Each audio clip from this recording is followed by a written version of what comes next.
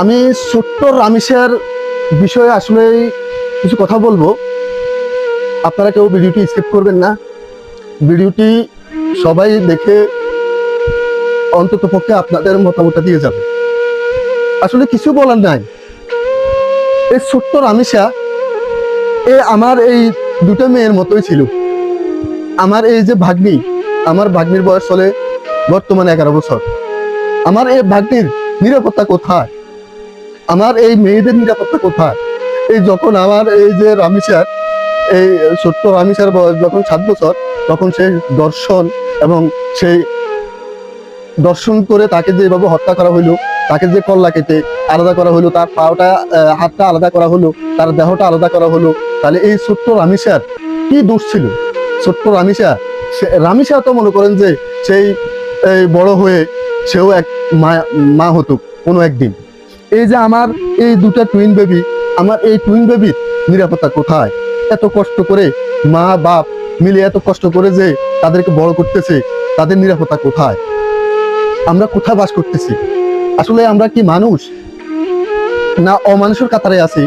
আসলে আমাদের দেশে এই ছোট্ট ছোট্ট রামিসার মতো কত নারী, কত মেয়ে ধর্ষিত হইতেছে। আসলে তাদের সুস্থ বিচার না পাওয়ার কারণেই শুধু দর্শন হত্যা হইতেই আছে। আসলেই তাহলে আমরা যে মা, আমরা যে বাপ, আমাদের এই যে ভবিষ্যৎ, আমরা যে তাদেরকে কিভাবে নিরাপত্তা দিব? আমরা তো এখনই কল্পনা বিহীনভাবে দুশ্চিন্তার মধ্যে আমরা পড়ে গেছি। এই ছোট্ট রামিসার বাবা গতকাল বলতেছে যে আমার রামিসা মারা গেছে, আমি কার কাছে বিচার চাবো? এই ধরনের একটা হত্যার পর একটা হত্যা হওয়ার পরে 15 দিন পর্যন্ত এই একটা হত্যার অথবা একটা দর্শনের মানুষের মুখে সমালোচনা থাকে। পরবর্তীতে এগুলো আসলেই এই মানে ডাকি যায়। একটা হত্যার পরে আরেকটা হত্যা, আরেকটা যে কোনো একটা ভাইরাল হয়ে একটা এটা মানে ডাকি যায়। তাহলে তার এই ছোট্ট রামিসার বাবার কথা কি পালানোর মতো?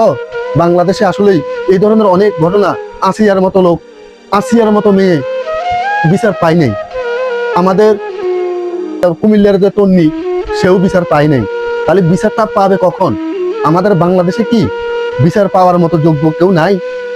সবাই যে এভাবে দর্শন, এভাবে হত্যা করে যে বিচার পাইতেছে না, তাহলে আমরা ভবিষ্যৎ যারা মা বাবারা এই মেয়েকে নিয়ে, তাদের কি এখন যা বুঝে যাচ্ছে, পেট থেকে যখন বাইরে বা মেয়ে হয়ে তখন তাদেরকে মেডিকেলে অথবা যেখানে তাদের জন্ম হবে সেখানে তাদেরকে